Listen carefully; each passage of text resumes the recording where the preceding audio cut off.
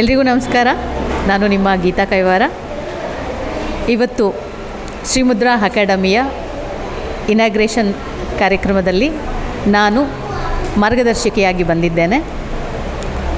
ಎಲ್ಲ ಮಕ್ಕಳಿಗೂ ಶಾಲೆಗಳು ರಜಾ ಇರೋದರಿಂದ ಶ್ರೀಮುದ್ರಾ ಅಕಾಡೆಮಿಯಲ್ಲಿ ನೃತ್ಯ, ಸಂಗೀತ ಹಾಗೂ ಗಾಂಧಾರಿ ವಿದ್ಯೆಗಳು ಇತ್ಯಾದಿಗಳನ್ನು ಮಾಡ್ತಾಯಿದ್ದಾರೆ. ದಯಮಾಡಿ ಪ್ರತಿಯೊಬ್ಬರು ಇದರ ಸದುಪಯೋಗವನ್ನು ಪಡಿಸ್ಕೋಬೇಕು ಅಂತೇಳಿ ಕೋರ್ಕೊಳ್ತಾ ಇದ್ದೀನಿ. ಎಲ್ಲರೂ ಮನೆಗಳಲ್ಲಿ ತನ್ನ ಮಕ್ಕಳುಗಳನ್ನ ಯಾವ ರೀತಿ ಪ್ರೊಟೆಕ್ಟ್ ಮಾಡಿಕೊಡ್ಬೇಕು, ಏನು ಮಾಡಬೇಕು ಅಂತ ಯೋಚನೆಗಳು ಮಾಡ್ತಾ ಇರೋರಿಗೆ ಇದೊಂದು ಒಳ್ಳೆಯ ಅವಕಾಶ. ಯಾಕಂದರೆ ಮಕ್ಕಳನ್ನ ಎಲ್ಲ ಥರ ವಿದ್ಯೆಗಳಲ್ಲಿ ಪ್ರವೀಣರನ್ನಾಗಿ ಮಾಡಲಿಕ್ಕೆ ಹಾಗೂ ಅವರಲ್ಲಿ ಇರ್ತಕ್ಕಂತಹ ಒಂದು ತುಂಟಾಟಗಳನ್ನ ಕಡಿಮೆ ಮಾಡಿಕೊಂಡು ಒಳ್ಳೆಯ ರೀತಿಯಲ್ಲಿ ನಡೆಯೋದಕ್ಕೆ ಇದೊಂದು ಒಳ್ಳೆಯ ಸದಾವಕಾಶನೇ ಅಂತ ಹೇಳ್ತೀನಿ. ಸೊ ದಯಮಾಡಿ ಎಲ್ಲ ಮಾತೆಯರು ತಮ್ಮ ಮಕ್ಕಳನ್ನು Shrimudra academy Basaveshwara Nagar water tank ರೋಡ್ನಲ್ಲಿದೆ. ಸೊ ದಯಮಾಡಿ ಎಲ್ಲ ಮಕ್ಕಳನ್ನ ಈ ಶಾಲೆಗೆ ಕಳುಹಿಸಿ ಶಾಲೆಯ ಒಂದು ಸದುಪಯೋಗವನ್ನು ಪಡಿಸ್ಕೋಬೇಕು ಅಂತೇಳಿ ಆತ್ಮೀಯವಾಗಿ ಕೋರ್ಕೊಳ್ತಾ ಇದ್ದೀನಿ. ಸಂಗೀತ, ನೃತ್ಯ ಎಲ್ಲವೂ ಮಕ್ಕಳಿಗೆ ಬೇಕಾಗಿರ್ತಕ್ಕಂತಹ ವಸ್ತು. ಈಗ ಪಾಠ ಯಾವ ರೀತಿ ಶಾಲೆಗಳಲ್ಲಿ ಮುಖ್ಯವಾದ ಪಾತ್ರವನ್ನು ವಹಿಸುತ್ತೆ, ಅದೇ ರೀತಿ ಮೊಬೈಲ್ ಇಟ್ಕೊಂಡು ಟೈಮ್ ವೇಸ್ಟ್ ಮಾಡ್ತಿರ್ತಕ್ಕಂತಹ ಮಕ್ಕಳುಗಳಿಗೆ ಕಣ್ಣು ಹಾಳು ಮಾಡಿಕೊಂಡು ಆರೋಗ್ಯದ ಮೇಲೆ ಗಮನ ಹರಿಸದೆ, ಟೈಮ್ಗೆ ಊಟ ಮಾಡದೆ ಟೈಮ್ ವೇಸ್ಟ್ ಮಾಡ್ತಿರ್ತಕ್ಕಂಥ ಮಕ್ಕಳುಗಳು ಎಲ್ಲ ವಿದ್ಯೆಗಳನ್ನು ಕಲ್ತ್ಕೊಂಡು ಅವರು ಆ ವಿದ್ಯೆಗಳಲ್ಲಿ ತೊಡಗಿಸ್ಕೊಂಡು ಕಲಿಯೋದು ಬಹಳನೇ ಇದೆ. ಏನು ಕಲಿತ್ರೆ ಬೇಡ ಅಂತ ಹೇಳುತ್ತೆ ಹೇಳಿ. ಪ್ರತಿಯೊಂದು ಮಕ್ಕಳು ಸಮೇತ ಕಲಿತು ಅವರಲ್ಲಿ ಅದನ್ನು ತೊಡಗಿಸ್ಕೊಂಡು ಒಂದು ಸಾಧನೆ ಮಾಡಲಿಕ್ಕೆ ಇದೊಂದು ಒಳ್ಳೆಯ ಅವಕಾಶ. ಯಾಕಂದರೆ ಕಲಿಯೋದ್ರಿಂದ ಅವರ ಮೈಂಡು, ಮನಸ್ಸು ಪ್ರತಿಯೊಂದು ಕೂಡ ಒಂದು ಏಕಾಗ್ರತೆಯಲ್ಲಿ ನಡ್ಸ್ಕೊಂಡು ಹೋಗ್ಬೋದು. ಮಕ್ಕಳಿಗೆ ಸಂದೇಶ ಅಂತಂತಂದರೆ ಇವಾಗ ನಮ್ಮನ್ನು ಹೇಗೆ ಜನಗಳು ಗುರುತಿಸ್ತಾರೆ, ಚೆನ್ನಾಗಿ ಹಾಡು ಹೇಳ್ತಾರೆ, ಚೆನ್ನಾಗಿ ಡ್ಯಾನ್ಸ್ ಮಾಡ್ತಾರೆ, ಎಲ್ಲ ವಿದ್ಯೆಗಳನ್ನು ಕಲ್ತ್ಕೊಂಡು ಒಂದು ಮ್ಯೂಸಿಕ್ ಡೈರೆಕ್ಷನ್, ಕಂಪೋಸಿಂಗ್, ಏನು ಹಿನ್ನೆಲೆ ಗಾಯಕರಾಗಿ ನಾವು ಕಾರ್ಯವನ್ನು ನಿರ್ವಹಿಸ್ತಾ ಇದ್ದೀವಿ. ಎಷ್ಟೊಂದು ಜನಗಳು ಇವಾಗ ಪ್ರತಿಯೊಬ್ಬರಿಗೂ ಒಂದು ನೇಮ್ ಇರುತ್ತೆ ಎಸ್ ಜಾನಕಿ ಅಮ್ಮ, ಚಿತ್ರ ಅವರು, ಶ್ರೇಯಾ ಘೋಷಲ್ಲು, ಈ ಥರ ನಂದು ಒಂದು ಗೀತಾ ಕೈವಾರ್ ಅನ್ನೋ ಒಂದು ಹೆಸರು. ಅದೇ ಥರ ತನ್ನ ಮಕ್ಕಳುಗಳು ಸಾಧನೆಗಳನ್ನು ಮಾಡಿಕೊಂಡು ವಿದ್ಯೆಗಳನ್ನು ಕಲಿತಾಗ ಮಾತ್ರನೇ ಅವರು ಅದನ್ನು ಗುರುತಿಸ್ಕೊಳ್ಳಿಕ್ಕಾಗೋದು. ಆ ಒಂದು ವಿದ್ಯೆನ ಕಲಿಯೋದಕ್ಕೆ ಇದೊಂದು ಅವಕಾಶ. ಈ ವಯಸ್ಸಲ್ಲದೆ ನಾವು ಮತ್ತು ಇಳಿ ವಯಸ್ಸುಗಳಲ್ಲಿ ಏನೂ ಕಲಿಯೋಕ್ಕಾಗೋದಿಲ್ಲ. ದಯವಿಟ್ಟು ಯಾರೂ ಮಕ್ಕಳಾಗಲಿ ಯಾರೇ ಆಗಲಿ ಟೈಮ್ ವೇಸ್ಟ್ ಮಾಡದೆ ವಿದ್ಯೆ ಕಲಿಯೋದ್ರಿಂದ ಅವರಿಗೆ ಬೆನಿಫಿಟ್ಸ್ ಇದೆ. ಅಂದರೆ ಅವರು ಅದನ್ನು ಕಲಿತು ಅವರು ಸಮಾಧಾನವಾಗಿ ಸಂತೋಷವಾಗಿ ಇರಲಿಕ್ಕೆ ಇದೊಂದು ಅದು ಪೀಸ್ಫುಲ್ ಮೈಂಡ್ ಅಲ್ವಾ sir? Music is peaceful mind. ಎಲ್ಲರಿಗೂ ನಮಸ್ಕಾರ. ಶ್ರೀಮತಿ ಡಾಕ್ಟರ್ ಗೀತಾ ಕೈವಾರ ರವರು ಈ ದಿನ ಮುದ್ರಾ ಅಕಾಡೆಮಿ ಅನ್ನುವ ಸಾಂಸ್ಕೃತಿಕ ಚಟುವಟಿಕೆ ಇರುವ ಒಂದು ಶಾಲೆಯನ್ನು ತೆರೆದಿದ್ದಾರೆ. ಅದರಲ್ಲಿ ನೃತ್ಯ, ಸಂಗೀತ, ಯೋಗಾಭ್ಯಾಸ, ಇನ್ನೂ ಹಲವಾರು ಚಟುವಟಿಕೆಗಳನ್ನು ಮಕ್ಕಳಿಗೆ ಕಲಿಸುವ ಒಂದು ನಿಟ್ಟಿನಲ್ಲಿ ಈ ಶಾಲೆಯನ್ನು ತೆರೆದಿದ್ದಾರೆ. ಡಾಕ್ಟರ್ ಶ್ರೀಮತಿ ಗೀತಾ ಕೈವಾರರವರು ಬಹಳ ಸಾಂಸ್ಕೃತಿಕ ಕಾರ್ಯಕ್ರಮಗಳಲ್ಲಿ ಬಹಳ ಯಶಸ್ವಿಯನ್ನು ಪಡೆದಿದ್ದಾರೆ. ಎಲ್ಲ ಮಕ್ಕಳುಗಳು ಅದನ್ನು ಸದುಪಯೋಗ ಪಡಿಸ್ಕೊಂಡು ಅದನ್ನೆಲ್ಲ ಕಲಿತುಕೊಂಡು ಒಂದು ಉನ್ನತ ಮಟ್ಟದಲ್ಲಿ ಜೀವನ ಸಾಧಿಸಬೇಕು ಅಂತ ಹೇಳಿ ನಾನು ಹಾರೈಸ್ತಾ ಇದ್ದೀನಿ.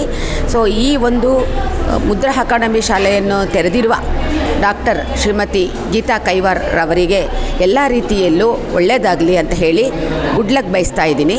ನಮಸ್ಕಾರಗಳು. ಮೇಡಮ್, ಈ ವಿಡಿಯೋ ಮುಖಾಂತರ ನೀವು ಪೋಷಕರಿಗೆ ಏನು ಸಂದೇಶ ಕೊಡ್ತೀರಾ? ಎಲ್ಲ ಪೋಷಕರು ಈ ಒಂದು ಏನು ಶಾಲೆಯನ್ನು ತೆರೆದಿದ್ದಾರೆ ಡಾಕ್ಟರ್ ಗೀತಾ ಕೈವಾರರವರು, ಅದನ್ನೆಲ್ಲರೂ ಸದುಪಯೋಗ ಪಡಿಸ್ಕೊಳ್ಳಿ. ಹಾಗೂ ಎಲ್ಲ ಮಕ್ಕಳಿಗೆ ಒಂದು ಪ್ರೋತ್ಸಾಹ ನೀಡಿ ಈ ಶಾಲೆಗೆ ಅವರೆಲ್ಲರೂ ಅಡ್ಮಿಷನ್ ಆಗಲಿ ಅಂತ ನಾನು ಎಲ್ಲ ಪೋಷಕರಲ್ಲಿ ವಿನಯಪೂರ್ವಕವಾಗಿ ಕೋರಿಕೊಳ್ತೀನಿ. ಇತ್ತೀಚಿನ ದಿನಗಳಲ್ಲಿ ಮಕ್ಕಳು ಮೊಬೈಲಿಂದ ತುಂಬ ಹಾಳಾಗ್ತಾ ಇದ್ದಾರೆ.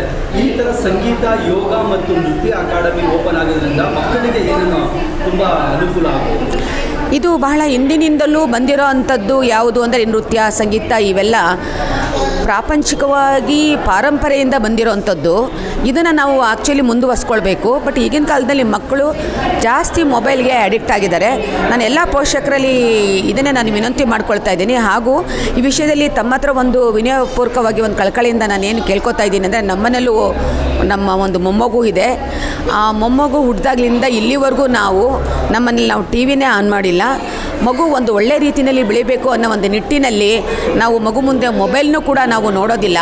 ಹಾಗಾಗಿ ಮಗುಗೆ ಯಾವುದೇ ರೀತಿ ಈ ಒಂದು ಮೊಬೈಲುದು ಒಂದು ಕೆಟ್ಟ ಚಟಾನೆ ಅಂತಲೇ ನಾವು ಹೇಳ್ಬೋದು. ಬೆಳೆಯೋ ಮಕ್ಕಳಿಗೆ ಅದೊಂದು ಕೆಟ್ಟ ಚಟಾನೆ ಅಂತಲೇ ಹೇಳ್ಬೋದು. ಅದಕ್ಕೆ ಆದಷ್ಟು ನಾವು ಮಗುಗೆ ಪುಸ್ತಕನ ನಾವು ಈಗಲಿಂದಲೇ ಸಣ್ಣ ಮಗುವಿಂದಲೇ ಪ್ರಾಕ್ಟೀಸ್ ಮಾಡಿದ್ದೀವಿ. ನಾನೆಲ್ಲ ಪೋಷಕರಲ್ಲಿ ಹೇಳ್ತಾ ಇರೋದು, ಆ ಒಂದು ವಯಸ್ಸು ಬಂದಾಗ ಅದನ್ನು ಉಪಯೋಗಿಸೋದ್ರಲ್ಲಿ ಅರ್ಥ ಇದೆ. ಈಗ ಸಣ್ಣ ಮಕ್ಕಳು ಆದಷ್ಟು ಪುಸ್ತಕ ಕಡೆ ಗಮನ ಹರಿಸಬೇಕು.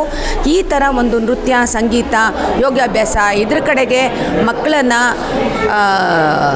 ಅವರ ಒಂದು ದೃಷ್ಟಿ ಆದಷ್ಟು ಇದ್ರ ಮೇಲೇ ಇರಲಿ ಅಂತ ಹೇಳಿ ಎಲ್ಲ ಪೋಷಕರು ಈ ನಿಟ್ಟಿನಲ್ಲಿ ಕೆಲಸ ಮಾಡಬೇಕು ಅಂತ ಹೇಳಿ ನಾನು ಕೋರ್ಕೊಳ್ತೀನಿ. ಇವಾಗ ನೀವು ಹೇಳಿದ್ರೆ ನನ್ನ ಮೊಮ್ಮಗನಿಗೆ ತುಂಬ ಸ್ಟ್ರಿಕ್ಟಾಗಿ ನಾವು ಮೊಬೈಲ್ನ ನಾವು ಯಾವುದೇ ಕಾರಣ ಕೊಡಲ್ಲ, ಟಿ ವಿ ಯಾವುದೇ ಕಾರಣ ಕೊಡಲ್ಲ ಅಂತ. ನಿಮ್ಮ ಮೊಮ್ಮಗ ಬದಲಾವಣೆ ಏನೇನಾಗಿದೆ?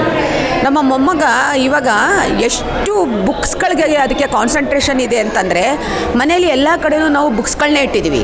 ಅವನು ಯಾವುದೇ ಹಾಲ್ಗೆ ಹೋಗಲಿ, ಯಾವುದೇ ರೂಮ್ಗೆ ಹೋಗಲಿ, ಅವ್ನು ಕಾಣೋದೇ ಬುಕ್ಸು. ಅಲ್ಲೇ ಅವನು ಆ ಬುಕ್ಸ್ನ ತೊಗೊಂಡು ಓದ್ತಾ ಇರ್ತಾನೆ. ಈಗಾಗಲೇ ತುಂಬ ಎಲ್ಲ ಬುಕ್ಸ್ಗಳ ಬಗ್ಗೆ ಬಹಳ ಹೇಳ್ತಾನೆ, ನಮಗೆ ಹೇಳ್ಕೊಡ್ತಾನೆ. ತುಂಬ ಸಂತೋಷ ಇದೆ. ಆದರೆ ಇದರಲ್ಲಿ ನಾವು ಪೋಷಕರು, ಅವ್ರ ತಂದೆ ತಾಯಿ, ನಾವೆಲ್ಲರೂ ತುಂಬ ಆತನಿಗೆ ಸಹಕಾರ ನೀಡಿರೋದ್ರಿಂದ, ಯಾಕಂದರೆ ನಾವೇ ಅವನ ಮುಂದೆ ಯಾವುದೂ ಟಿ ವಿ ನೋಡೋದಾಗಲಿ, ಮೊಬೈಲ್ ನೋಡೋದಾಗಲಿ ಆದಷ್ಟು ನಾವು ತುಂಬ ಕಂಟ್ರೋಲ್ ಮಾಡಿರೋದ್ರಿಂದ ಮಗು ಕೂಡ ಒಂದು ಒಳ್ಳೆಯ ನಿಟ್ಟಿನಲ್ಲಿ ಬೆಳೀತಾ ಇದೆ ಅಂತ ಹೇಳ್ತೀನಿ. ಇದನ್ನೇ ನಾನು ಎಲ್ಲ ಪೋಷಕರಲ್ಲೂ ವಿನಯಪೂರ್ವಕವಾಗಿ ಬೇಡ್ಕೊಳ್ತೇನೆ. ಮಕ್ಕಳಿಗೆ ಒಂದು ಒಳ್ಳೆಯ ಅಭ್ಯಾಸದಿಂದ ನಾವು ಅವ್ರನ್ನ ಬೆಳೆಸಬೇಕು ಅಂತ ನಾನು ಕೇಳ್ಕೊಳ್ತೀನಿ. ಅಂದರೆ ಮಕ್ಕಳು ಏನೇನು ಆ್ಯಕ್ಟಿವಿಟೀಸಿಂದ ಬೆಳವಣಿಗೆ ತಗೋಬೇಕು? ಮುಖ್ಯವಾಗಿ ಬುಕ್ಸು ಆಯಿತಾ. ಆಗ ಮಕ್ಕಳು ಚೆನ್ನಾಗಿ ಹೊರಗಡೆ ಆಟ ಆಡಬೇಕು.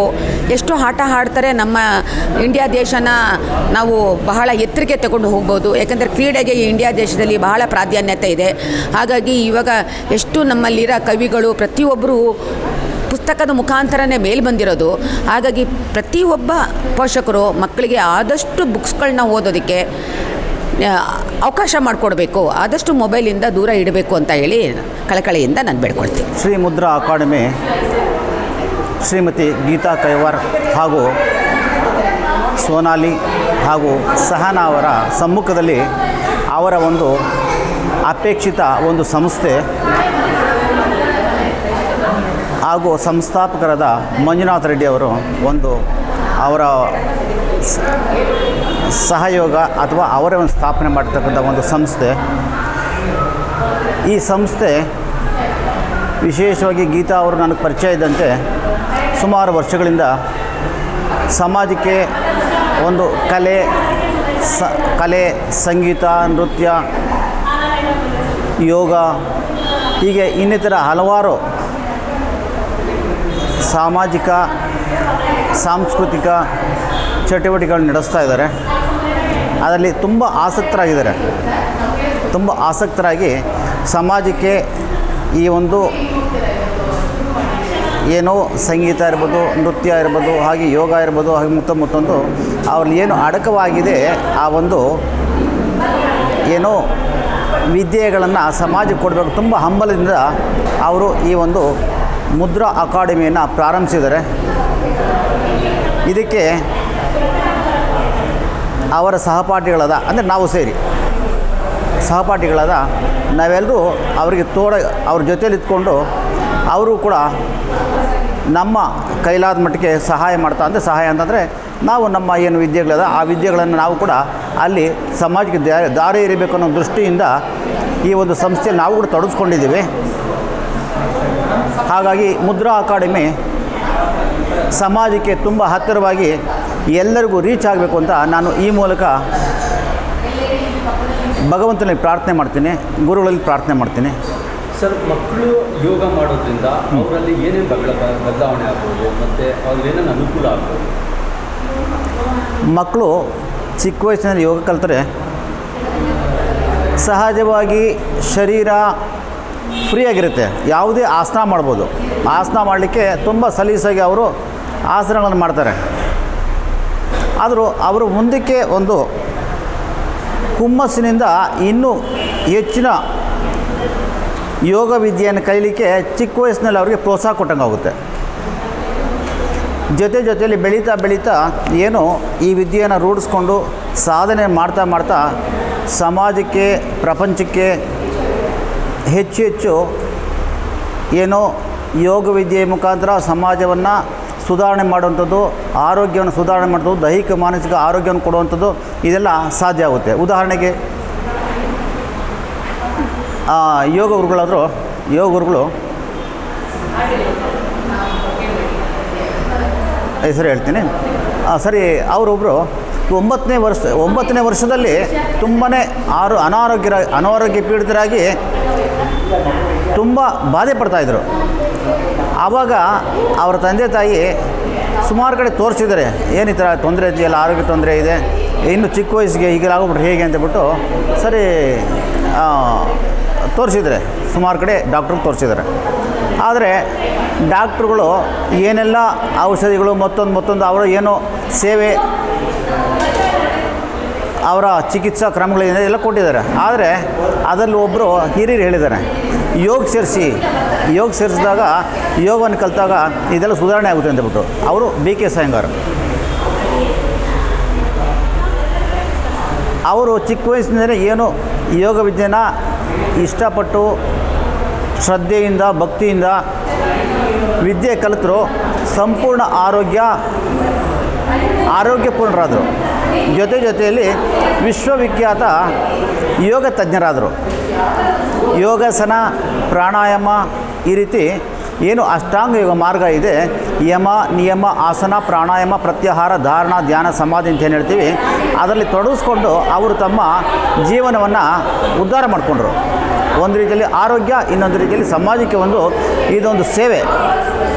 ಇಡೀ ಸಮಾಜವನ್ನು ನಾವು ಆರೋಗ್ಯಪೂರ್ಣವಾಗಿ ಇಟ್ಕೊಂಡಾಗ, ಸ್ವಸ್ಥ ಸಮಾಜ ಸೃಷ್ಟಿಯಾದಾಗ ಆ ಸಮಾಜಕ್ಕೆ ಒಂದು ಉನ್ನತಿಗೆ ಅವಕಾಶ ಆಗುತ್ತೆ, ದೇಶಕ್ಕೆ ಉನ್ನತಿ ಆಗುತ್ತೆ. ಅನಾರೋಗ್ಯ ಪೀಡಿತ ಸಮಾಜ ದೇಶಕ್ಕೆ ಮಾರಕ, ಬಾಧಕ. ಆ ದೃಷ್ಟಿಯಿಂದ ಆರೋಗ್ಯಪೂರ್ಣವಾದ ಸಮಾಜ ನಮಗೆ ಬೇಕು. ಹಾಗಾಗಿ ನಮ್ಮ ದೇಶ, ನಮ್ಮ ರಾಜ್ಯ, ನಮ್ಮ ಊರು ಚೆನ್ನಾಗಿರಬೇಕು ಅಂದಾಗ ನಾವು ಯೋಗವನ್ನು ಪ್ರತಿಯೊಬ್ಬರು ಅಭ್ಯಾಸ ಮಾಡಬೇಕು. ಯೋಗದ ಮುಖಾಂತರ ನಾವು ಬೆಳಿಬೇಕು, ಯೋಗವನ್ನು ಬೆಳೆಸಬೇಕು, ಸಮಾಜಕ್ಕೆ ಎಲ್ರಿಗೂ ತಲುಪಿಸ್ಬೇಕು. ಎಲ್ಲರಿಗೂ ನನ್ನ ನಮಸ್ಕಾರ. ನನ್ನ ಹೆಸರು ಪೂರ್ಣಿಮಾ ನಾರಾಯಣ್. ಇವತ್ತು ಶ್ರೀ ಮುದ್ರಾ ಅಕಾಡೆಮಿ ಉದ್ಘಾಟನೆ ಸಮಾರಂಭಕ್ಕೆ ನನ್ನನ್ನು ಆಹ್ವಾನ ಮಾಡಿದರು. ಭಾಳ ಖುಷಿಯಾಗಿದೆ. ಯಾಕಂದರೆ ಈಗಿನ ಕಾಲದ ಜನ್ರೇಷನಲ್ಲಿ ಮಕ್ಕಳು ಎಲ್ಲ ಬೇರೆ ರೀತಿ ಮೊಬೈಲ್ಗೆ ಅಡಿಕ್ಟ್ ಆಗುವಂಥ ಸಮಯದಲ್ಲಿ ಅಭ್ಯಾಸವನ್ನು ರೂಢಿಸ್ಕೊಂಡಿದ್ದಾರೆ. ಆದರೆ ಇಲ್ಲಿ ಸಂಗೀತ, ಯೋಗ ಮತ್ತು ನೃತ್ಯ ಪ್ರತಿಯೊಂದು ಕಲಿಬೇಕಾಗಿರುವಂಥ ವಿದ್ಯೆಗಳು ಇಲ್ಲಿ ಕಲಿಸ್ತಾ ಇದ್ದಾರೆ. ಭಾಳ ಖುಷಿ ಆಗ್ತಾಯಿದೆ. ಹಾಗೆ ಒಂದು ಮಾತು ಹೇಳಲಿಕ್ಕೆ ಇಷ್ಟಪಡ್ತೀನಿ, ಗುರು ಇಲ್ಲದೆ ಗುರಿ ಇಲ್ಲ, ಮತ್ತು ಈ ಅದಕ್ಕೆ ಎಕ್ಸಾಂಪಲ್ ಕೈವಾರ ಮೇಡಮ್ ಅವರು ಅಂತ ಹೇಳೋದು, ಗೀತಾ ಕೈವಾರ್ ಮೇಡಮ್ ಅಂತ ಹೇಳೋದು ತಪ್ಪಾಗಲ್ಲ. ಸೊ ಹಾಗಾಗಿ ಅವರು ನಿಜವಾದ ಗುರು ಅಂತ ಹೇಳ್ಬೋದು. ನೀವು ಪ್ರತಿ ಇನ್ಸ್ಟಿಟ್ಯೂಟ್ಗೆ ಹೋದರೂ ನಿಮಗೆ ಪಾಠ ಹೇಳ್ಕೊಡ್ತಾರೆ. ಬಟ್ ತಮ್ಮಲ್ಲಿರೋ ವಿದ್ಯೆಯನ್ನು ಒಬ್ರಿಗೆ ಹೇಳಿಕೊಟ್ಟು ಅವರಲ್ಲಿ ಪರಿಪೂರ್ಣತೆ ನೋಡಬೇಕು ಅಂತ ಕಳಕಳಿ ಇಟ್ಕೊಂಡಿರುವಂಥ ಮಹಾನ್ ವ್ಯಕ್ತಿ. ಸೊ ಅವರು ಈ ಸಂಸ್ಥೆ ಓಪನ್ ಮಾಡಿರೋದು ಭಾಳ ಖುಷಿಯಾಗಿದೆ. ನಾವೆಲ್ಲರೂ ಅವ್ರ ಜೊತೆ ಇರ್ತೀವಿ. ಹಾಗೆ ಅವರು ಇನ್ನಷ್ಟು ಬೆಳೀಲಿ, ಇನ್ನಷ್ಟು ಅವರ ಲೈಫಲ್ಲಿ ಸಕ್ಸಸ್ನ ನೋಡಲಿ, ಒಂದಿಷ್ಟು ಜನಕ್ಕೆ ಈ ವಿದ್ಯೆ ದಾನ ಮಾಡಲಿ ಅಂತ ಹೇಳಿ ನಾನು ಅವ್ರಿಗೆಲ್ಲ ಒಳ್ಳೆಯದಾಗಿ. ಮೇರೆ ನಮಸ್ಕಾರಗಳು. ನನ್ನ ಹೆಸರು ಡಾಕ್ಟರ್ ವೆಂಕಟೇಶ್ ಆರ್ ಚೌತಾಯಿ. ಇವತ್ತು ಶ್ರೀ ಮುದ್ರಾ ಅಕಾಡೆಮಿ ಸಂಸ್ಥೆಯು ಭಾಳ ವಿಶೇಷವಾದ ಒಂದು ಶಾಲೆಯನ್ನು, ಒಂದು ತರಬೇತಿ ಕೇಂದ್ರವನ್ನು ಉದ್ಘಾಟನೆ ಮಾಡಿರ್ತಕ್ಕಂಥದ್ದು, ಹಮ್ಮಿಕೊಂಡಿರ್ತಕ್ಕಂಥದ್ದು ಭಾಳ ಸಂತೋಷ. ಇವತ್ತು ಶ್ರೀ ಹನುಮಾನ ಜಯಂತಿ, ಒಂದು ಒಳ್ಳೆಯ ದಿನದಂದು ಯೋಗ, ಸಂಗೀತ, ನೃತ್ಯ, ಕಲೆ, ಸಾಹಿತ್ಯ ಹೀಗೆ ಹಲವಾರು ವಿಷಯಗಳ ಒಂದು ದೂರದೃಷ್ಟಿಕೋನ ಇಟ್ಕೊಂಡು ಮಕ್ಕಳಲ್ಲಿ ಒಂದು ಏನಂದರೆ ಸೃಜನಾತ್ಮಕ ಕಲೆಯನ್ನು ಹುಟ್ಟಾಕೋದಕ್ಕೆ, ಸರ್ವೋತ್ತಮ ಬೆಳವಣಿಗೆಯಲ್ಲಿ ವಿಶೇಷವಾದ ಪಾತ್ರವನ್ನು ನಿರ್ವಹಿಸೋದಕ್ಕೆ, ಮಕ್ಕಳ ಪ್ರತಿಭೆಯನ್ನು ಗುರುತಿಸಿ ಅವಲೋಕನ ಮಾಡೋದಕ್ಕೆ ಇಂಥ ಒಂದು ವಿಚಾರಗಳನ್ನ ಚಿಂತನೆ ಅಳವಡಿಸ್ಕೊಂಡಿರ್ತಕ್ಕಂಥ ಡಾಕ್ಟರ್ ಗೀತಾ ಕೈವಾರ ಮೇಡಮ್ ಅವರು ಭಾಳ ವಿಶೇಷವಾದ ಒಂದು ಶಾಲೆಯನ್ನು ಆರಂಭ ಮಾಡಿದ್ದಾರೆ, ಅಕಾಡೆಮಿನ ಆರಂಭ ಮಾಡಿದ್ದಾರೆ. ಇದು ಪ್ರತಿಯೊಬ್ಬರಿಗೂ ಕೂಡ ತಲುಪುವಂತಾಗಲಿ, ಮಕ್ಕಳು ಇದರ ಒಂದು ವಿಶಿಷ್ಟತೆಯನ್ನು ಬಳಸಿಕೊಳ್ಳಿ, ಮಕ್ಕಳು ಕೂಡ ಭಾಗವಹಿಸಲಿ ಅಂತಕ್ಕಂಥದ್ದು ಕೂಡ. ಇದ್ರ ಜೊತೆಗೆ ಪೋಷಕರು ಕೂಡ ಹೇಳ್ತಕ್ಕಂಥದ್ದು ಇಷ್ಟೇ, ಮಕ್ಕಳು ಇವತ್ತಿನ ಒಂದು ಕಾಲಮಾನದಲ್ಲಿ, ಇವತ್ತಿನ ಒಂದು ಆಧುನಿಕ ಜಗತ್ತಿನಲ್ಲಿ ಬರೀ ಅಕ್ಷರ, ಶಾಲೆ, ಅಂಕಗಳು, ಮಾರ್ಕ್ಸು, ಪರ್ಸೆಂಟೇಜು ಮತ್ತು ಜೊತೆಗೆ ಜಾಸ್ತಿ ರ್ಯಾಂಕ್ ಬರಬೇಕು ಅನ್ನೋದು ಮುಖ್ಯ ಅಂತ ಅಂದ್ಕೊಳ್ತಾ ಇದ್ದಾರೆ. ಆದರೆ ಅದೆಲ್ಲಕ್ಕಿಂತಲೂ ಮುಖ್ಯವಾಗಿ ಮಕ್ಕಳಲ್ಲಿ ಸಂಸ್ಕಾರವನ್ನು ಮೂಡಿಸೋದಕ್ಕೆ ಇಂಥ ಒಂದು ಕಲೆಗಳು ಬೇಕಾಗಿದೆ. ಮಕ್ಕಳ ವ್ಯಕ್ತಿತ್ವವನ್ನು ರೂಪಿಸೋದಕ್ಕೆ ಇಂಥ ಒಂದು ಕಲೆ, ಸಾಹಿತ್ಯ, ಸಂಗೀತ, ನೃತ್ಯಗಳು ಬೇಕಾಗಿದೆ. ಅವರ ಪ್ರತಿಭೆಯ ಮೂಲಕ ಅನಾವರಣ ಮಾಡಿದಾಗ ಇಡೀ ವಿಶ್ವಕ್ಕೆ ಅವರು ಮಾದರಿ ಆಗ್ತಾರೆ, ಸಂಸ್ಕಾರಗಳನ್ನು ಬೆಳೆಸ್ಕೋತಾರೆ. ನಾವು ಗೋಲ್ಡ್ ಮೆಡಲ್ ತೊಗೊಂಡ್ರೂ ಕೂಡ ನಮ್ಮಲ್ಲಿ ಸಂಸ್ಕಾರ ಇಲ್ಲ ಅಂತಂದರೆ, ಸೌಜನ್ಯತೆ ಇಲ್ಲ ಅಂತಂದರೆ, ವಿಶಿಷ್ಟ ವ್ಯಕ್ತಿತ್ವ ಇಲ್ಲ ಅಂತಂದರೆ ಅದಕ್ಕೆ ಪ್ರಯೋಜನ ಆಗೋದಿಲ್ಲ. ಅದಕ್ಕೋಸ್ಕರ ಮಕ್ಕಳ ವ್ಯಕ್ತಿತ್ವಕ್ಕೊಂದು ಸರ್ವತೋಮುಖ ಬೆಳವಣಿಗೆಯಲ್ಲಿ ಒಂದು ವಿಶಿಷ್ಟತೆ ಬರಬೇಕಂತಂದರೆ ಅವರಿಗೆ ಇಂಥ ಸಂಸ್ಕಾರಗಳನ್ನು ಮೂಡಿಸ್ಬೇಕು. ಅಂಥ ಸಂಸ್ಕಾರಗಳು ಬರ್ತಕ್ಕಂಥದ್ದು ಎಲ್ಲಿಂದ ಅಂತಂದರೆ ಸಂಗೀತ, ಸಾಹಿತ್ಯ, ಕಲೆ, ಅಭಿನಯದ ಮೂಲಕ ಬರ್ತಕ್ಕಂಥದ್ದು. ಒಬ್ಬ ಗಾಯಕ ಹಾಡುಗಳನ್ನ ಹೇಳಬೇಕಾದ್ರೆ ಬಹಳ ಒಂದು ವಿಶೇಷವಾದ ಭಾವನಾತ್ಮಕವಾಗಿ ಹಾಡ್ತಾನೆ. ಕಾರಣ ಇಷ್ಟೇ, ಅವನಿರತಕ್ಕಂಥ ಸಹನೆ, ತಾಳ್ಮೆಯನ್ನು ತಿಳ್ಕೊಳ್ಳೋದಕ್ಕೆ. ಒಬ್ಬ ಉಪನ್ಯಾಸಕ ಪಾಠ ಮಾಡ್ತಾನಂತಂದರೆ ಅವನಿರತಕ್ಕಂಥ ಒಂದು ಸಹನೆ, ತಾಳ್ಮೆ ಕೂಡ. ಇಲ್ಲಿ ಕೂಡ ಒಬ್ಬ ತಾಯಿ ಪ್ರತಿ ಹಂತದ್ದು ಕೂಡ ಮಕ್ಕಳಿಗೆ ಒಂದು ಪ್ರೀತಿಯ ಆತ್ಮೀಯತೆಯನ್ನು ಕಲಿಸ್ಕೊಡ್ಬೇಕಾದ್ರೆ ಸಹನೆ, ತಾಳ್ಮೆಯಿಂದ ಕಲಿಸ್ಕೊಡ್ತಾಳೆ. ಅಪ್ಪ ಗಂಭೀರತೆಯನ್ನು ಕಲಿಸ್ಕೊಡ್ತಾನೆ. ಅಮ್ಮ ಇಡೀ ನಮ್ಮ ಸುತ್ತಮುತ್ತಲಿನ ಪರಿಸರವನ್ನು ಪರಿಚಯ ಮಾಡಿಕೊಟ್ರೆ ಅಪ್ಪ ಇಡೀ ವಿಶ್ವವನ್ನೇ ಪರಿಚಯ ಮಾಡಿಕೊಡ್ತಾನೆ. ಹಾಗಾಗಿ ಮಕ್ಕಳಲ್ಲಿ ಶಿಕ್ಷಣದ ಜೊತೆಗೆ ಸರ್ವತೋಮುಖ ಬೆಳವಣಿಗೆಯಲ್ಲಿ ಕಲೆ, ಸಾಹಿತ್ಯ, ಸಂಗೀತ, ನೃತ್ಯ, ಹಾಡುಗಾರಿಕೆ ಮತ್ತು ಭಾಷಣ, ಅಭಿನಯ ಹೀಗೆ ಹಲವಾರು ಸೃಜನಾತ್ಮಕ ಕಲೆಗಳನ್ನು ರೂಢಿಸಿಕೊಂಡಾಗ ಮಕ್ಕಳ ವ್ಯಕ್ತಿತ್ವಕ್ಕೂ ಬೆಲೆ ಬರುತ್ತದೆ. ಜೊತೆಗೆ ತಂದೆ ತಾಯಿ ಕೂಡ ಒಂದು ಶ್ರೇಯಸ್ಸು ಬರುತ್ತೆ ಅಂತಕ್ಕಂಥದ್ದು ಕೂಡ. ಹಾಗಾಗಿ ಈ ಮುದ್ರಾ ಅಕಾಡೆಮಿ ಇವತ್ತೇನು ಆರಂಭ ಮಾಡಿದೆ, ಈ ಒಂದು ಶಾಲೆ ವಿಶಿಷ್ಟವಾದ ರೀತಿಯ ಹೆಜ್ಜೆಗಳನ್ನು ಹಾಕಲಿ, ಸಾವಿರಾರು ಮಕ್ಕಳಿಗೆ ಮಾದರಿ ಆಗಲಿ, ಆಮೇಲೆ ಸಮಾಜದಲ್ಲಿ ಒಳ್ಳೆಯ ಹೆಸರನ್ನು ಗಳಿಸಲಿ, ಆಮೇಲೆ ಇಡೀ ವಿಶ್ವಕ್ಕೆ ಮಾದರಿ ಆಗಲಿ ಅಂತಕ್ಕಂಥದ್ದು. ಹಾಗಾಗಿ ಶುಭಾಶಯ ಹೇಳೋದ್ರ ಜೊತೆಗೆ ನನ್ನ ಒಂದೆರಡು ವಿಚಾರಗಳನ್ನ, ಚಿಂತೆಗಳನ್ನ ಇವತ್ತು ಹಂಚ್ಕೊಳ್ತಾ ಇದ್ದೇನೆ. ನಮಸ್ಕಾರಗಳು.